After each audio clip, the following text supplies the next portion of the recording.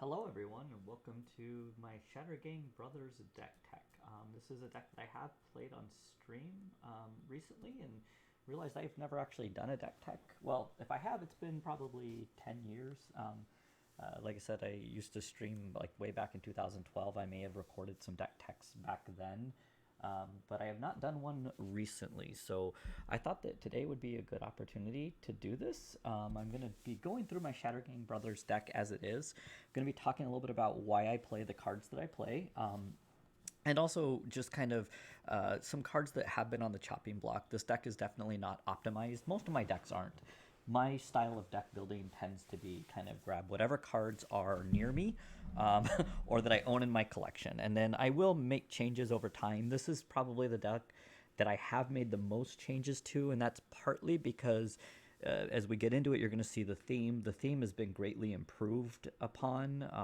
It's a theme that not a lot of people necessarily like. There's been a lot of, I think, more complaints about it recently as a style, but I do think that it's kind of one of my more favorite things to play in Magic, and I'm kind of a little bit sad that it's been getting kind of more of that reputation. So this is Shattergang Brothers. It is not a Goblin deck. There, I do have the Grenzo deck that I built for the Goblin Lore podcast giveaway. That is my Goblin deck that I'm working on getting the deck list written up for that, so that I can then purchase the cards and rebuild it myself once I send it away, because I do love playing it. But this is not a Goblin deck. It is a Aristocrats deck, and it is also a deck that is basically Jund control. I don't run. It is not optimized in terms of running tons of uh, enchantments to make people sack enchantments and all that. The most common mode of this is really just using the sacrifice a creature, each other player sacrifices a creature, kind of keeping the board controlled as well as I can until I'm able to kind of flood the board and then set up a way to win. This deck does have the ability and to go infinite in a way, and that is takes a lot of work to do. Actually, it takes multiple cards and mana. It's not something that just can go infinite. It can win kind of in a turn and set that up. So I was gonna start. The lands are pretty basic. I'm running just a lot of basics. I run a ton of basics in most of my decks. Not a lot of come into play tapped lands. I'm running kind of I always run a reliquary tower. I'm running the shock lands. I'm running some of the temples. The couple of lands that I do want to highlight, one of them is going to be getting added. I do run Bajuka Bog in every deck that has black, just as kind of a way to reset if I need to. Especially in this deck, I would like to be able to remove graveyards if needed. Not mine, but other people's. And I also I'm running the 3 lands. It's going to be 4 when I add a tech edge to it. But Carekeep. So Carekeep is basically just more fodder for Shattergangs. Carekeep really allows me to just make 0/1 kobolds, which are very good with Shattergang. So it's just kind of a utility land. The next 2, and it's going to be 3, are just my land removal, because I do think that people should be running at least these 3, actually 4 now with Field of Ruin out. We should. I think that dealing with problematic lands, there's been kind of a sacred version of like staying away from lands, and I do not think that is needed. I think that it's more targeted removal. So I am running kind of the strip mine. I am running a ghost quarter. And then looking through this list, this is what's nice has been doing this is going to get me changing out kind of some of the things that I have in here that I don't need. I'm going to be adding a tech edge and a Field of Ruin.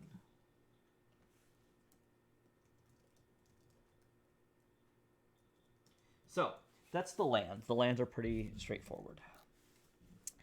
Um, I'm now going to run through 4 cards that I think got added in here one day when I needed to put stuff in as I was swapping cards out for either other decks or just. Well, 2 of these are ones that I love but underperform. So Harvester of Souls is great card draw. The problem being the non-token clause is a little bit of a bummer, because a lot of what I am destroying in here is tokens, so it does make it not as good, but it probably still stays in. Hex Parasite is a card that I really would love to be better than it is. It is fun to be able to remove counters, they're just it never seems to be as good as it can be. There's just better slots that I can be doing to kind of put in here.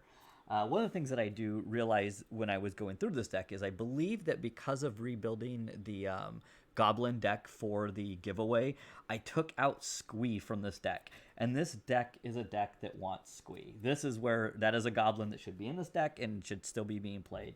So the fact that Squee is not in here is going to be remedied. I am fairly certain I have at least of the original Squee multiple copies.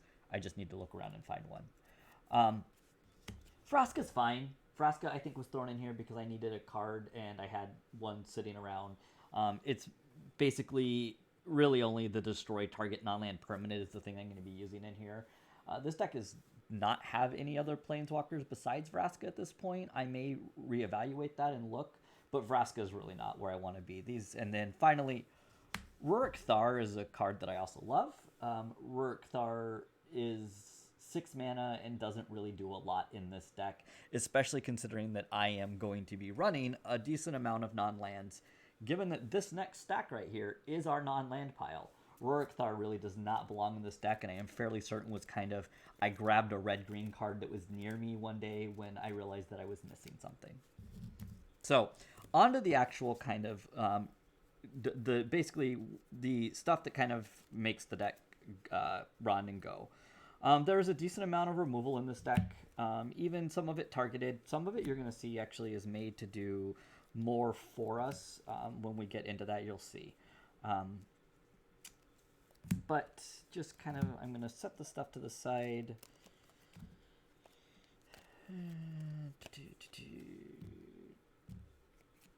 So, Cross and Grip, just in case I'm needing to play more decks that I do like Cross and Grip. I am actually somebody who believes that there should be a decent amount of targeted removal in EDH. Mass removal is great. There also still is times when you need to do this. Cross and Grip always fills that spot of the kind of split second piece, which is great. Savage Twister, just being able to deal all that damage to each creature. Basically, this is a nice cheap way to wipe my board at times if I need to. And by that I do mean wiping my board because I have Aristocrats in play and I just want to be able to deal a lot of damage, or I need to kind of get my creatures back into the graveyard to reanimate them. Chaos Warp is just good value. Chaos Warp actually I will hilariously use on my own creature just at times when I want to end up getting hopefully a better permanent, since there are a decent number in the deck, but since I'm generating a lot of tokens. But Chaos Warp is also just good removal. I like the fact that it shuffles it back in. It's got the little bit of the risk of giving them something better, but I don't need to destroy it. I can get rid of indestructible permanents this way. Same thing, Beast Within, just any permanent. Giving people a 3/3 is not something that really is a problem for me in this deck. I'm not concerned about creatures. Creatures are the things that I can kind of deal with the easiest, so giving somebody a 3/3 is definitely not a drawback. Maelstrom Pulse, once again, non-land permanent, kind of just has that like clause of destroy any of them. It is good if there are multiples, even across players, or if somebody is playing a token deck. Spine of Isha is a 7 mana, but it destroys any permanent, and also it lets me go with Shattergang, sack an artifact to make everybody else sack an artifact. So if I'm playing against decks that really am worried about dealing with that, it can let me get that double effect, because when it goes to the graveyard, Spine of Isha goes back to my hand. Artifact Mutation. Once again, Artifact Mutation is another great way to just generate a lot of creatures.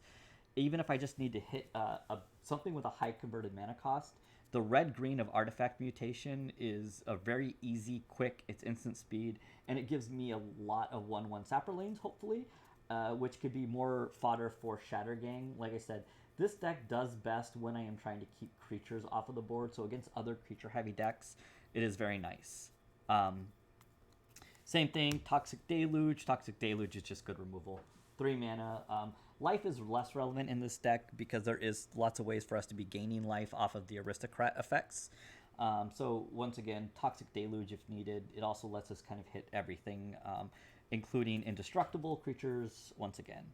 Um, Oblivion Stone. Oblivion Stone has just always been one of my favorite removal spells of all time since original Mirrodin. Uh, the fact that I can put a fate counter on things and it just what it represents. Oblivion Stone just represents when you need to kind of have you want to be able to set up forcing the board. So one of the things that I really like to do when I am playing Magic in general is I kind of like to dictate play. I kind of like to dictate the pace of play. I like to kind of do things that affect that. I feel like Shattergang does that because it represents when are you going to play a creature? How are you going to do it? I want people to make decisions. I know they always joke you shouldn't give your opponent decision making, but I don't mind. I actually just like that part of the game. That is a big part for me. Decree of Pain, simply Decree of Pain is one of my favorite removal spells of all time. The card draw that you get off of Decree of Pain just lets the board set up really nicely. Since you know it's coming, you know what to commit to the board. And once again, you're playing token decks or decks with lots of creatures. Decree of Pain just simply gives us that really nice board wipe and adding in the ability to draw a ton of cards. Grave Pact, a card that seems to be more controversial these days, and I've had a lot of people kind of talk about giving the Grave Pact kind of is something that would be. People have talked about this as if it doesn't need to be banned because it does these type of effects make it where basically anything that I sacrifice to Shattergang is going to make a double sacrifice. You are correct, Bill, that there is kind of that effect that we're a little worried about with the Beast Within. Beast Within probably could get upgraded to something. There probably is better options. I just have always really liked it, and also, like I said, most of my decks are not optimized, so it probably was like I've got a Beast Within sitting right here. But Grave Pact is very good. I don't see a reason not to be playing Grave Pact. If you're already going to be playing this style of deck, Grave Pact is very strong. So that's our just kind of removal package that we have. Next, just our mana, just things to help out with that. So we are running a 3-color deck. One of those colors is green, so it's less to be worried about. But I do have kind of the Coalition Relic. So Coalition Relic just taps for a mana, or you can put a counter on it, and then on your turn you can remove the counter during your main phase to add a mana of any color. So it can be used as, especially kind of every other turn, you can generate 2 extra if need be. It lets you kind of set up a play when it comes in. My favorite, just Chromatic Lantern was such a great addition to Magic. Chromatic Lantern just makes all of your lands into rainbow. For 3 mana, all lands you control add 1 mana of any color to your mana pool, and Chromatic Lantern also taps for 1 mana. So you get ramp out of the Chromatic Lantern, and you turn on all of your lands to be whatever color you kind of need. We have the duel of Kodama's Reach and Cultivate. Basically, same thing. They're just cards that are made to be able to search your library for up to 2 basics, 1 into your hand, 1 onto the battlefield tapped. Ingot, indestructible, also can be sacked if need be to the Shattergang brothers. Soul Ring, I am actually of the camp, so I believe that Soul Ring, Mana Crypt, and Mana Vault should all be banned. I do have no problem with that whatsoever. It's not that I think that they're necessarily completely overpowered. I think it's just what it kind of represents and sets up for the game. This is supposed to be a casual singleton format. For me, I want games that last a little bit longer. I like to play longer. Soul Ring, Mana Crypt, Mana Vault are what allow kind of a lot more quick early plays that can warp a game completely. And I just think that taking them out kind of puts most people on an even playing field. I will play them. I only own Soul Ring. I don't really own Mana Crypts or Mana Vaults. But I will play Soul Ring. I probably have 15, 20 of them in my collection just from buying the Commander decks and trading for them when I needed them or thought I did, just old collections. But Soul Ring is a card that I would be completely fine with being banned. So I have other ways to kind of generate card draw or card advantage for me. we're going to kind of go with my favorite, which is Sylvan Library. I do not like the fact that it has Harold McNeil art on it. These are just the ones that I kind of happen to have. It is a shame that the art is good, but for people that don't know, Harold McNeil is pretty much a white supremacist. He is also responsible for the art for Invoke Prejudice, if people do not know that, which just, it's kind of a shame to have kind of that art in this game. But Sylvan Library is kind of the best in letting us kind of dig deeper into our deck. We do gain enough life that, you know, you can take extra cards and not be at a huge disadvantage here. So it also pairs very nicely, and this is a combination that people don't always see. This is another older card, Abundance. Abundance says, instead of drawing a card, you may choose land or non-land and reveal cards from your library until you reveal a card of the chosen type. Put that card and all the rest revealed on the bottom of your library. So you can choose land or non-land, basically, and replace your card draws with that. What is nice about Sylvan Library is you may draw 2 extra cards during your draw phase. If you do, put 2 of the cards drawn this turn back on top of your library, or pay the 4 life. Abundance replaces the card draw that you get from Sylvan Library, so you actually just get all 3 cards. Skull Clamp, once again, we're making tons of X1s, as you're going to see. We have abilities to make off of Care Keep. We're going to be showing Awakening Zone. I'll just show it that now. Awakening Zone is at the beginning of your upkeep. You may put a 0/1 Eldrazi spawn into play that you can sacrifice for mana. It is also very good fodder for just adding to a Skull Clamp. So drawing the cards any way you kind of can. And then we have Phyrexian Arena. Just the classic kind of beginning of your upkeep, draw a card, lose a life. I do run two tutors in the deck, Beseech the Queen and Demonic Tutor. So Beseech the Queen is a hybrid black or 2, and it lets you search your library for a card with converted mana cost less than or equal to the number of lands. Usually that's not kind of an issue. Once you get to the 3, you can get what you need. And Demonic Tutor. They're the only 2 tutors I run. Once again, I just the simplicity of Demonic Tutor. I don't necessarily run a ton. The deck isn't optimized, but games do need to end. Mimic Vats in the deck. Once again, this could kind of be on the chopping block. It is fun. You are killing enough creatures that it could be kind of good. Like I said, it's not one of the stronger cards in the deck, but I still just I just love it. Phyrexian Altar gives us a sack outlet for our creatures. This is going to become important when we get to the fact that we are trying to win this through Aristocrat effects. Sacking creatures and being able to get the mana off of them is very, very good. We want our creatures to end up in the yard more than our opponent's creatures. Stranglehold, just because I want to stop my opponents from searching libraries and taking extra turns. Yeah, that's there's not much to that. Green Sun Zenith, sorry, I do have another tutor effect. It searches for green creatures. I don't have a ton of specifically green, but it does let me get a couple of the Aristocrat effects. It lets me set up things like Eternal Witness. It's just value. Finally, Shrouded Lore. So Shrouded Lore is actually a color-shifted card. Basically, target opponent chooses a card in my graveyard. I may pay black. If I do, they repeat this process until they can't choose a card, or I choose to put the last card into my hand. A little confusing. Basically, Shrouded Lore is a black. They get to choose a card that's in my graveyard, and I can choose to put that card in my hand, or I can play a black mana, and then they have to choose a different card. And then I can keep going with the black mana until I get a card that I want to put into my hand. It's just a fun card. It's not necessarily great. It does let me get things back. Sometimes if your graveyard doesn't have a ton in it, you can get exactly the card you need. But I can't not play it. It's shifted. I love that kind of effect from Planar Chaos, where they moved where this was a green card originally, cost 1 green. The fact that they moved this to black is just, it's effect that I love. I love the shading that you get off of the Planar Chaos. The last instant or sorcery for now that we're going to talk about is Tempt with Vengeance.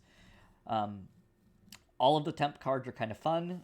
Tempt in this deck is very good just because giving yourself lots of X1s that have haste and that you can attack with in a Shattergang deck with the effects that we have is very, very good.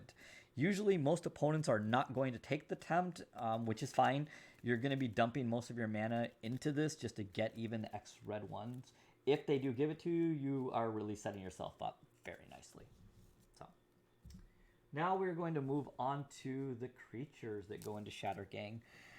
We're going to save kind of the creatures that really are what make the engine run until the end, and just kind of stick with the just value kind of creatures that we have. Like I said, the cards that are going to be replaced are probably more creatures. I would like to add some with some more value into this deck. But for now, Yavimaya Elder, I love the effect of that I can use it to get lands. I can sacrifice it to draw a card. Even if I sacrifice it to the Shattergang brothers, I am still going to get the effect of being able to search my library for up to 2 basics. Tribe Elder, just simply fix my mana. Steve is also very good. Recurring, bringing back Steve is just something that is going to be helpful.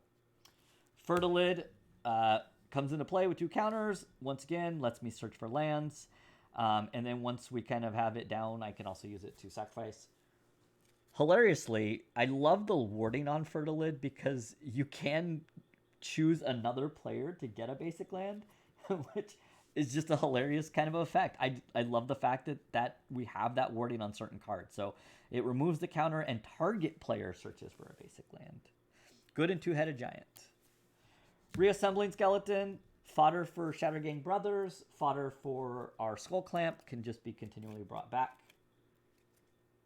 I did not see that it was reprinted in Ikoria. That is really, really cool.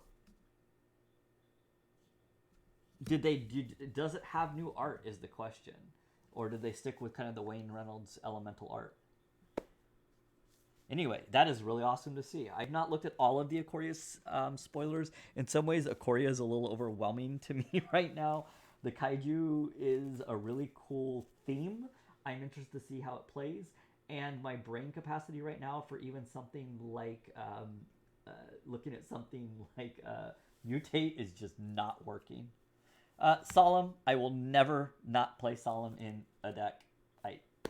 If I have a creature, unless I'm playing a complete creatureless deck, Solemn is my favorite go-to. Get a land, when it dies, get a card. I have always loved the simplicity and the effect of this. I love the fact that it was a Jen's card, that it was a invitational card back in the day. So the fact that is his art on there as the original Sad Robot just makes me very happy. Ewit, value to get back whatever I need to out of my graveyard. This can become relevant. It pairs with being able to get back effects like Living Death that we're going to get to. Sprouting Thrynax, just once again, dies, gives me a lot more creatures, 3/1/1s, kind of just completely goes into that effect with good to sacrifice to Shattergang. I also really like this from the Alara effects. Flip Liliana. So Flip Liliana is very...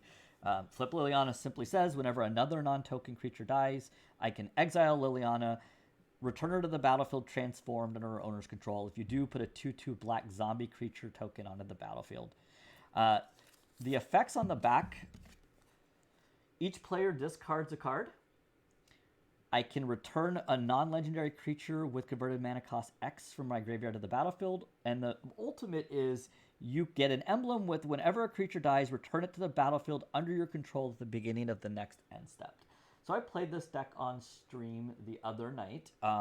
And there basically was a Living Death effect, not from myself, that was unfortunately right at the poor timing where it got back a...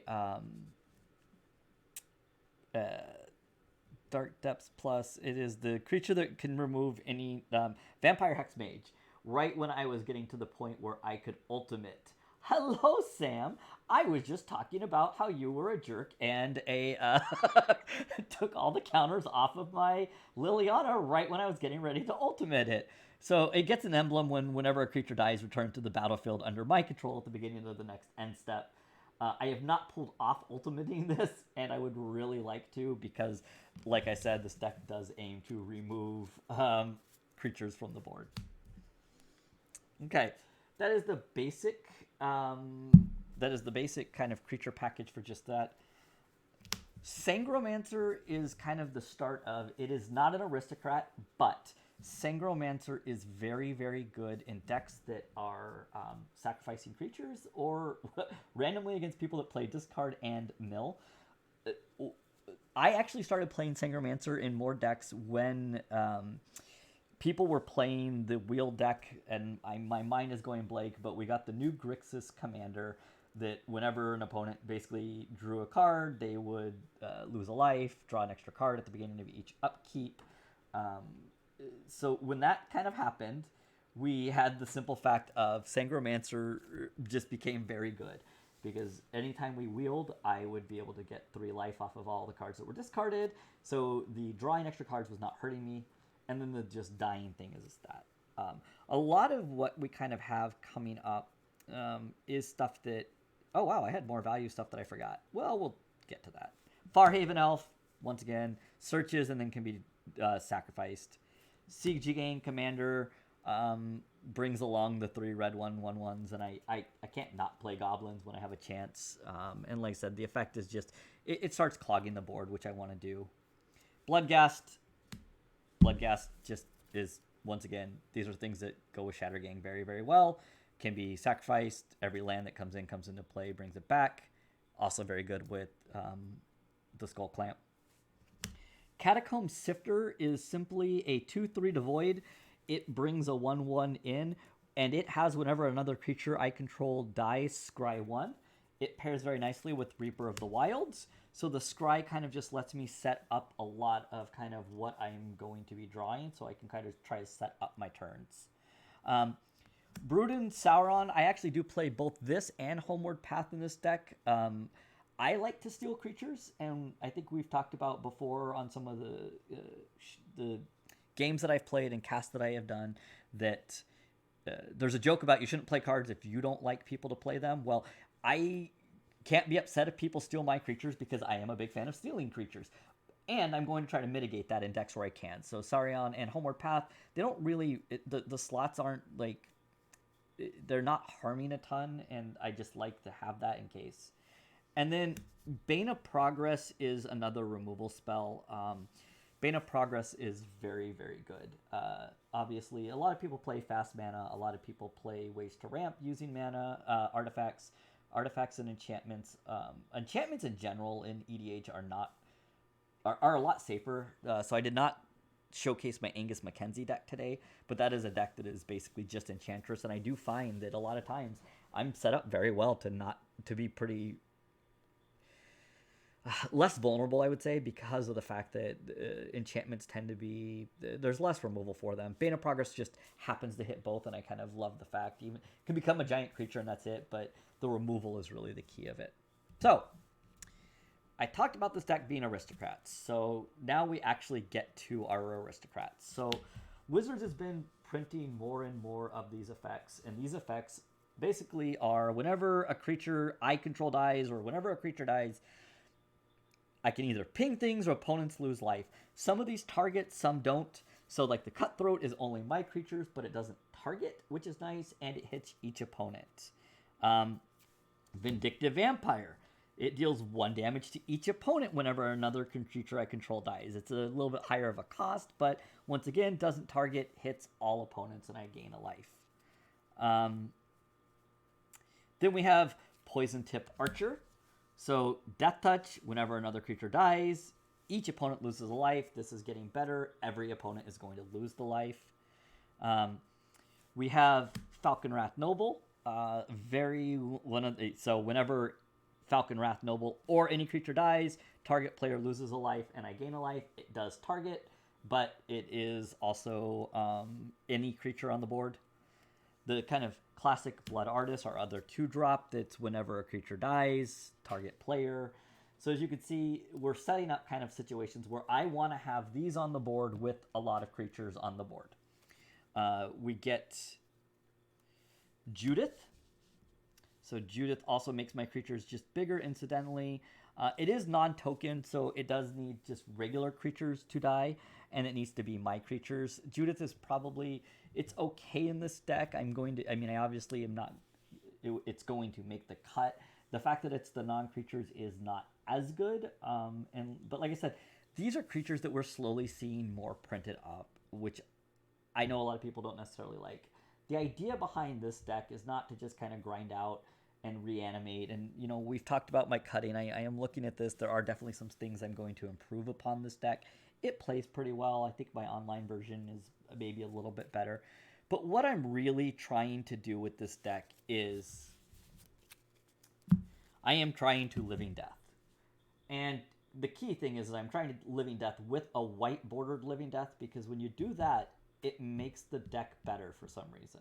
I don't know why. It's a weird thing, but as you could tell, it's got those nice clean lines on it that just really blend in with the backgrounds, so you really get that whole popping effect that you just don't get with full black border.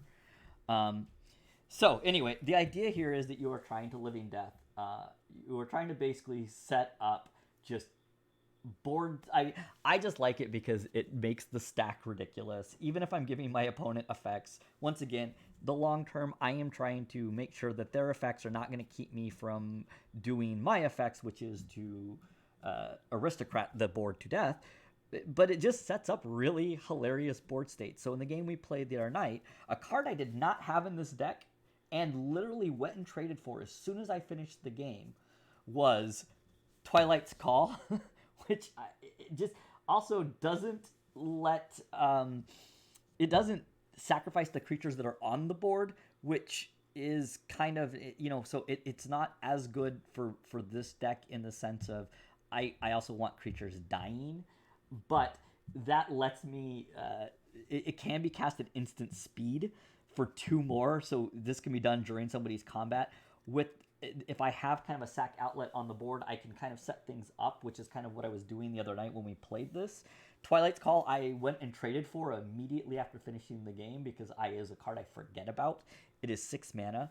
Living Death, the reason it's kind of the primary one is because it sacrifices what's on the board. Now, what I am trying to do with Living Death is actually loop Living Death with Chow Dun. Chow Dun is a card that became a lot more affordable when it got a Judge printing, which is kind of funny given that Judge printings in the past have kind of made things more expensive. But Chow Dun was only in Portals 3 Kingdom, which was a very low printed set. It was actually less printed in English than it was in other languages. I am going to hopefully not get this wrong, but I believe it was printed in both Japanese and in Chinese, and they were actually printed more in those languages than it was in, let me see, I am just confirming this.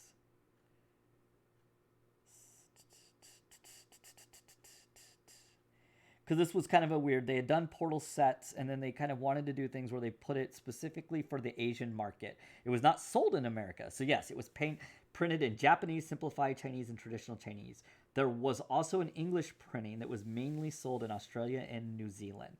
So the English versions are actually much more expensive than the Japanese or the Chinese.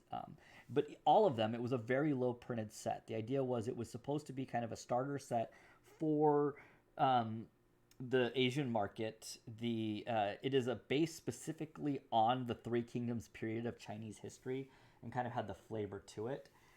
Had the mechanic of horsemanship, which was just this basically creatures with horsemanship can't be blocked except by other creatures with horsemanship. Why this card is very good in this deck is sacrifice Chow Dun the One-Eyed, return any target black card from my graveyard to my hand. Activate this ability only during my turn and before attackers are declared. So I had these weird kind of like restrictions to it and formats to it. But basically, when you Living Death, if Chow Dun's in play when you Living Death, it obviously you basically, so you Living Death. If Chow Dun is in your graveyard, which even if it's been in play for some reason you sacrifice it, Chow Dun is going to come back with everything else. You sacrifice Chow Dun, you get back the Living Death to your hand. So it sets up a loop where you basically can just keep returning Living Deaths to your hand. Now, the goal is, before I would have to have lots of mana. Yes, Chowdun is coming back. I'm sacrificing. Living Death cost 5 mana. Okay. So the last 2 cards are cards that I really think that are very recent printings. So one of them was printed during the Pirate sets. I do not know which one because I do not know recent sets very well, but it's Pitiless Plunderer. Pitiless Plunderer says, whenever another creature you control dies, create a colorless treasure artifact. Treasure basically is sacrifice, add 1 mana of any mana to your mana pool. With lots of creatures in play, and it is any creature including token creatures. This actually, Pitiless Plunderer sets up very well when you have out Awakening Zone, because you can use Awakening Zone. It produces the 0/1s. You sacrifice the 0/1s for a mana, you end up getting another mana off of Pitiless Plunderer. So they basically end up getting you 2 mana, and they also let you get mana of color that way. Yes, Ixalan. So Pitiless Plunderer with sufficient creatures in your graveyard lets you set up a Living Death where when everything dies that's on your board, you're going to get treasure token. If I can bring back the Living Death, I have a good chance of having the 5 mana that I need to recast Living Death. So without a sack outlet, this becomes a little bit more difficult because each Living Death kind of is going to be... basically, the first Living Death is going to then wipe the board again, and then I'm going to need to get Living Death back in order to be able to set up the board. So if I don't have a sack outlet, I need a lot of mana to be able to keep this going. Now, I do have a couple of the sack outlets. I'm actually looking at maybe if I do decide to kind of make this deck a little bit stronger, I could, I have the Alterer. I have some effects that let me sacrifice my creatures, get them back into the yard. But if not, I need to have a lot of mana to do that. The other thing that has allowed this to be is my favorite commander card. It is a goblin from the past year, and that is Dockside Extortionist. When Dockside Extortionist enters play, create X treasure tokens again. Treasure when X is the number of artifacts and enchantments my opponents control.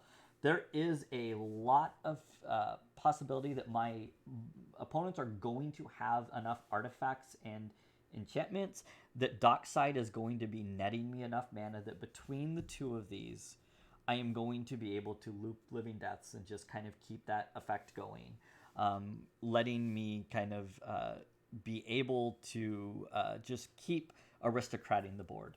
What is funny is with a sack outlet now and with Twilight Call, I actually can not have to worry about, I do not have to worry about giving my opponents tons of effects unless they have sack outlets, because I can just keep looping Twilight's Calls at instant speed with enough mana if I have a sack outlet on my board. So that's one of the ways that I'm looking to kind of maybe improve the deck. We already talked about the 4 cards here that are being cut. One of them we know is going to be Squee going back in the deck because I'm really bummed that Squee I think I needed it for the giveaway deck. But this idea is simply I want to be able to loop Living Deaths as much as I can. Chowdun sets that up. Chowdun is probably one of my favorite cards in terms of more random things that people have not played a lot of. This is a deck that I have on MTGO, but do not play a ton on MTGO because it is very difficult to actually resolve the number of triggers. I have crashed it. So I've been able to get board states where I've been able to do things at instant speed, where I've had like multiple Living Death effects bringing things in, where the stack is just so deep that Moto actually crashed. And that is my goal. But this deck really, I just want to get as many triggers. I don't care if I win or lose. I mean, in general, that's kind of my philosophy. I want to have fun. I like to win. I think I can win with this deck, but I do just like setting up board states that are ridiculous and then trying to make it where we have to figure out triggers. There are times definitely where this deck can be where people just say, okay, the triggers are enough. We don't need to go through the entire stack. You have this. But I also, if not, I like us trying to figure out the stack, which is what happened in the game we played earlier this week with Sam, who is in the chat right now. So that is my Shattergang Brothers deck. It is not a goblin deck, shockingly enough, even though it is goblins. Shattergang Brothers, just from a brief lore perspective, what is interesting is there was another brother, and that brother was killed by Krenko. So actually, the Shattergang brothers have kind of if you think of it, it's kind of an interesting, almost rival mob boss, or rival mob gang for Ravnica. From a just kind of rant perspective, real quick, one of the things that I did not like about War of the Spark was we kind of lost a world building where we had kind of been setting up a world that was in chaos, that was looking like it was heading for a revolution, with the guilds kind of falling apart. We kind of had the dissolution of the guilds. We kind of had just things that were going on that were setting that up. So prior to all the Planeswalkers showing up, this was actually, every time we've come to Ravnica, we've had kind of the guilds be the main structure. I like to talk about the guild lists, or the just the unaffiliated, the people on the street. Krenko is actually is a mob boss when we first see him. He is. We also know he was not even in Ravnica. He was in one of the M sets, but we know that he came from Ravnica, and we got story related to him when Magic was kind of doing daily. We're doing the stories that you could get online. We know that he's the one who freed Feather on Ravnica, kind of from stasis. He actually also was basically stabbed Gideon just out of nowhere. So one of our very first Goblin profile on the Goblin Lore podcast is on Krenko, where we talk about what type of mob boss he might be. I thought that he was set up very nicely to become a revolutionary when we came back to Ravnica. I wanted to see a world where the new Krenko that we got was basically a Krenko that was looting alongside his minions, which is not how I see Krenko at all, especially given that he is a mob boss, and that's not what bosses do. I like the effect of Krenko. I love the ability that's on Krenko. The art is problematic, which we are actually working on an upcoming episode to revisit Krenko and discuss. But I also thought that we really lost an opportunity for Krenko to almost rise up and be the leader of a revolution. I actually think that this would have worked. I think that we see him in kind of that way. We need better representation of goblins in Magic. And I think that Krenko was set up very well to kind of be this kind of, person that's rising up and showing the guilds that the guild structure does not work anymore. Unfortunately, what happened was, while we saw the dissolution of the guilds, we shifted greatly into a War of the Spark, which was all the Planeswalkers coming in, devastating the plane, and then we just left it. We got Krenko in a card form, but we did not actually get any story about what he was doing, which is a shame given that we know that Krenko is one of the most popular goblins that Wizards has done. So I'm hoping that we do get kind of a return. At some point, I just want to know what Krenko's doing, and I really want to see what Ravnica looks like as a decimated plane without guilds. Shattergang brothers are also Ravnican, and like I said, the reason I bring that up is one of the brothers was killed by Krenko. That is my Shattergang deck. Thank you very much, everybody, for joining me for this short deck tech this morning while Gwen was napping. It's a good time for me to be able to get some content in. I hope that everybody has a great day, and I will see you guys on the other side. I guess I should real quick plug, just in case you're here for some reason or discover this. My name is HobbsQ. I can be found on Twitter at HobbsQ or at Goblin Lore Pod. Goblin Lore Pod is a podcast that I do with Mel_Chronicler. It is a lore-based Melvin Vorthowis podcast that looks at everything from the color pie to the storyline, but really trying to relate it to the real world. Our most recent episode was on social anxiety, which we know is ironic and kind of funny, given that right now we are kind of stuck indoors. We're going to be doing hopefully a follow-up to that episode because of just the timing of when it came out. But these are the kind of things that we do talk about: mental health. We talk about disaster planning, basically a wide range of real-world topics tied to Magic the Gathering. We had a break, and since we have come back, there are just two hosts. So we have really had more of an emphasis on the gathering portion, and I think that is something that's going to continue. So once again, thank you for joining me. This has been Shattergang Brothers.